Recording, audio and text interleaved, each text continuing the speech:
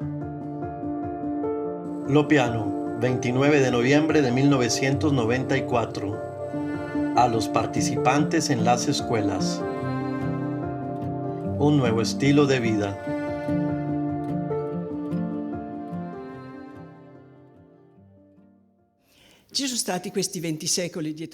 A lo largo de estos 20 siglos, la Iglesia fue adornada con las perlas más preciosas de muchas espiritualidades.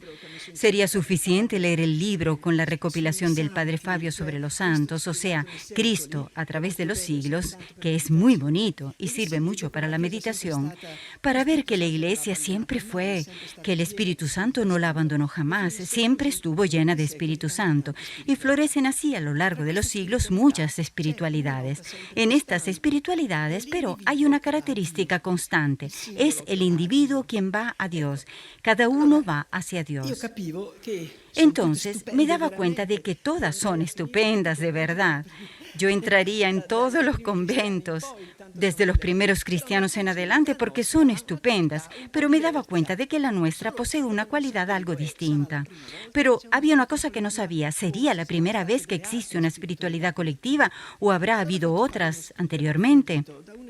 Entonces le pedí a un especialista que hiciera un estudio exhaustivo, al padre Castellano, que es profesor de esto en la universidad. Y así fue como él hizo un estudio primero en el ámbito católico para ver si existió en la Iglesia Católica una espiritualidad colectiva como la nuestra. Y luego le pedí que hiciera un estudio también en el ámbito de las otras iglesias, sobre los anglicanos, los evangélicos, los ortodoxos sobre todo y también los reformados. Y estudiando una tras otra, no se encontró nada semejante a nuestra espiritualidad. Existen solamente las que podemos llamar espiritualidades individuales, aunque nunca lo son del todo. Porque, por ejemplo, los monjes rezan mucho por todo el mundo, por toda la humanidad, por todos los pecadores, por los enfermos, por lo tanto llegan de alguna manera a los demás, o hacen muchas penitencias en favor de los demás, o escuchan la misa ofreciéndola por los demás. Nunca se trata de una espiritualidad solamente individual. Además, en el cuerpo místico somos todos como vasos comunicantes, que donde llegan, si un alma se eleva también a las demás. Por eso nunca se trata solo de una espiritualidad individual. De todas maneras, he sabido esto, que ha habido algo que se acercaba a nosotros, sobre todo en aquellos que ponían en la base de todo el amor. Por ejemplo, San Basilio, que había puesto como base de su convento, de su monasterio, el amor a Dios y el amor al prójimo. O bien San Agustín, que a menudo habla de amor, incluso habla de unidad. Eso es lo que hemos visto. Pero la diferencia que había y que hay es que ellos descubren el amor, que es lo que forma Cristo en nosotros. Por eso aman a Cristo en nosotros, quieren desarrollar a este Cristo. De allí nace una espiritualidad en la que se trata de construir un castillo interior. Aman también a Cristo en el otro, por ejemplo, en el pobre, en el enfermo, en el preso, dando origen a una espiritualidad en vista de la caridad. Lo que falta es pensar que si Cristo está en mí, Cristo está también en el otro, Cristo puede estar entre nosotros, que si la Trinidad está en mí, también en el otro, la Trinidad puede establecerse entre nosotros y podemos entablar relaciones trinitarias. Esto no existe ni de lejos. Alguien se atrevió a decir algo. Por ejemplo, Santa Clara de Asís vivía en su convento el amor recíproco, y mucho. San Francisco vio a Jesús en medio de ellos, vio a aquel jovencito mientras él le hablaba de Dios a sus frailes. Lógicamente, allí había amor recíproco, pero eran episodios sueltos, momentos. No se trataba de un amor recíproco que llevaba a la unidad, transformado en un estilo de vida. ¿Entienden, popos? En cambio, para nosotros es así, es el estilo de nuestra vida, el amor recíproco hasta la unidad. Esta es la diferencia. La espiritualidad colectiva no llegó al mundo de improviso sin que nadie se lo esperara. Ya se preveía. Porque, por ejemplo, teólogos como Rahner hablan de una espiritualidad del futuro. Dice que deben hacer una espiritualidad comunitaria donde en comunión todas las personas se hagan santas. Dice, una vez en la iglesia existió, pero hay que remontarse a los primeros cristianos, y no solo hasta ellos, sino hay que ir hasta Pentecostés, porque allí descendió el Espíritu Santo. Pero dice, no se puede pensar que hayan sido muchos místicos uno al lado del otro, sino que eran una única cosa. El Espíritu Santo los englobaba a todos. Por eso era una espiritualidad colectiva, digamos. Era el Espíritu Santo que descendió sobre un grupo, sobre todos. Esto lo dice Rahner. También el Concilio Vaticano II habla continuamente de la comunidad, de la la comunión que debe surgir en la Iglesia. Lógicamente, el Vaticano II habló hace 20 años, pero después se necesita tiempo para que todo esto se realice. Del mismo modo, Pablo VI, él dice, por ejemplo, son tiempos en los que los grandes santos, el que se venera, el que se pone en los altares, le ceda el lugar, aún quedándose a una santidad de pueblo, a una santidad de muchas personas juntas. Por tanto, Pablo VI ya lo anunciaba. Entonces, aquí es cuando yo digo, nuestra espiritualidad es algo especial.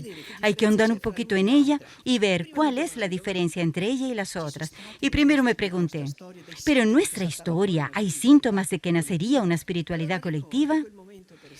Recuerdo entonces aquel momento, por ejemplo, en el que nosotras, si hubiéramos muerto por las bombas durante la guerra, habríamos querido ser enterradas todas juntas en una tumba con la frase «Nosotras hemos creído en el amor». Todas juntas da la idea de la colectividad, no del individuo. Yo no pensaba «yo quiero ser enterrada allí» y la otra. Ahí se trataba realmente de ser sepultadas porque se podía morir de un momento a otro. Luego otra cosa, ya en los primeros tiempos el episodio del sótano, donde leímos el testamento de Jesús. Y de allí descendió nuestra espiritualidad, que es precisamente la de la unidad entre nosotros y la unidad con Dios. Este es otro síntoma. Y otros son, por ejemplo, cuando escribía las primeras cartitas donde se anunciaba el gran descubrimiento de Jesús en medio. ¿Qué es la unidad? ¿Qué es la unidad? Es inexplicable, es inimaginable. Y digo cosas bellísimas sobre esta presencia de alguien que está entre nosotros y que no nos damos cuenta. Digo, es Jesús, pero no nos damos cuenta, aunque ya vivimos en esta atmósfera. ¿Por qué nacieron estas espiritualidades? ¿Por qué después de Pentecostés nacieron espiritualidades más individuales y no reprodujeron más la primera venida del Espíritu Santo? Todo nació porque en un momento dado en el mundo también los cristianos estaban rodeados de cosas mundanas y entonces los más fervientes se retiraban. Es la época de la vida anacorética, de los anacoretas que se retiraban y rezaban en soledad. Y usaban frases que nosotros no entenderíamos. Por ejemplo, huye de los hombres y te salvarás. Ahora las comprendemos en el sentido de que si alguien te hace daño o te induce al mal, hay que escapar y deprisa. Pero en general nos quedamos en medio del mundo. Por lo tanto, todo tuvo su raíz allí, en aquel periodo, donde se alejaron y abrazaron otro estilo de vida. En cambio, hoy el Espíritu Santo llama con insistencia a caminar hacia el hombre, con el hombre, junto al hombre. Esto lo hace el Espíritu Santo. Y también nuestro movimiento lo hizo 20 años antes del concilio. Dio un viraje hacia el hombre sin saber siquiera lo que hacía. Ahora bien, ¿qué diferencia existe entre estas espiritualidades nacidas de la vida anacorética en adelante y nuestra espiritualidad? Bueno, la espiritualidad individual tiene sus exigencias. Por ejemplo, la soledad. Por ejemplo, el silencio. Por ejemplo, las personas visten un determinado hábito. Quieren la clausura, la celda, apartarse del mundo, etc. Además, hacen muchas penitencias, ayunos, se flagelan, etc. Todo esto también. Luego hacen los votos, pero son votos donde parece que tiene valor sobre todo el voto en sí. Es decir, su parte ascética, o sea, la pureza, la pobreza, son todas cosas santas que se cristalizan así. Luego hacen muchas oraciones, muchas oraciones. En cambio nosotros, ¿qué hacemos? ¿Cuáles son nuestras exigencias comparándolas con estas que les he nombrado como exigencias de la espiritualidad individual? En lugar de la soledad, nosotros acogemos a los hermanos, amamos la compañía, amamos la unidad con los demás. En lugar del silencio, amamos la palabra. Esto para todo, aunque sea solo para dar el ideal. Usamos la palabra en todo para compartir nuestros dones, lo que comprendemos. Porque dice San Lorenzo Giustiniani que la mayor gloria que se le puede dar a Dios es comunicar lo que Él realiza dentro de ti. Los dones que tienes en tu interior es la mayor gloria que se le puede dar a Dios. No comprendo cómo esto no se haya comprendido antes. Y además la palabra la usamos para los que llamamos instrumentos de nuestra santidad colectiva. Para la comunión de alma hay que hablar. Para la comunión de la palabra hay que hablar. En la hora de la verdad hay que hablar. Para hacer incluso el pacto, que es un acto ante Dios, se lo tienes que decir a alguien. Yo estoy dispuesta a morir por ti. Esto, para nosotros, la palabra es sagrada. Y repito, que hablamos para anunciar el ideal. ¿Cómo evangelizar si no difundimos el ideal? Por eso hablamos siempre, usamos siempre la palabra, pero no excluimos añadimos el silencio, porque si hay que hacer silencio, o sea, mortificar las palabras inútiles, por ejemplo, hay que callar. O si estamos en un espacio, por ejemplo, en misa, y hay que hacer silencio, amamos el silencio. No desaprobamos nada de eso, solo que añadimos algo más. Al silencio, la palabra. A la soledad, Jesús dice, retírate a tu habitación a orar. Algunas veces hay que retirarse, estar solos. No es que eliminamos la soledad, sino que le agregamos que hay que recibir al hermano. Y así le añadimos algo. Porque como dice Padre Castellano, en nuestra espiritualidad hay un algo más. Este algo más, dice, es la reciprocidad y llegar a la unidad. Porque podemos amarnos, pero no hasta llegar a la unidad. Que, por ejemplo, presupone también la unidad de pensamiento. Así es. Entonces, en nuestra espiritualidad están presentes todas estas cosas, también la palabra. En cuanto al mundo, sabemos que no debemos ser del mundo, sino estar en el mundo. Con respecto a la ropa, amamos vestirnos como los demás. ¿Por qué? Es evidente, Jesús y María vestían así. No hay un porqué, pero también para no apartarnos demasiado del mundo, para no crear distancias a causa de la ropa, para mantenernos cerca. Con respecto a las penitencias, hacemos las que la Iglesia nos dice. Si, por ejemplo, un día hay que ayunar, ayunamos. No dejamos de hacerlo. Pero, por ejemplo, las mortificaciones ante la televisión, ciertas cosas del mundo o ciertos instintos interiores, esas mortificaciones son sacrosantas y debemos cumplir todas esas penitencias. Pero hay una típicamente nuestra, que es el hermano.